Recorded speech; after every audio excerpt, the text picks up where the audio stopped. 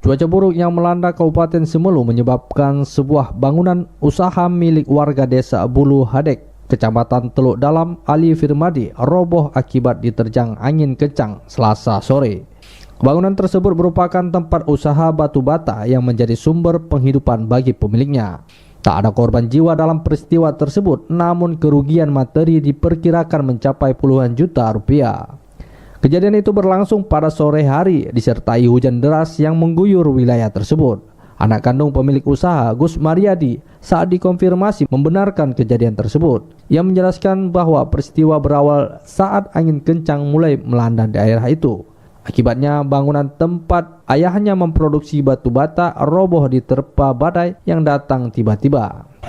Kerobohan itu terjadi dikarenakan angin kencang yang melanda daerah Kabupaten Semelu, terutama di daerah Desa Bulu Hade, Kecamatan Teluk Dalam, sehingga mengakibatkan robohnya bangunan tempat usaha milik kami. Ia menambahkan bahwa ayahnya sangat terpukul karena bangunan tersebut merupakan satu-satunya tempat mencari nafkah. Kini ayahnya harus membangun ulang dari awal agar bisa kembali berusaha. Gus juga mengatakan bahwa selain bangunan, batu bata yang telah kering dan siap dipasarkan ikut hancur terkena hujan deras. Pasir yang merupakan bahan utama pembuatan batu bata juga ikut hanyut terbawa arus. Saat ini ayah dan saudaranya tengah membersihkan sisa-sisa puing bangunan dan bahan produksi yang berserakan. Mereka berharap dapat segera menjalankan usahanya karena belum ada sumber pendapatan lain.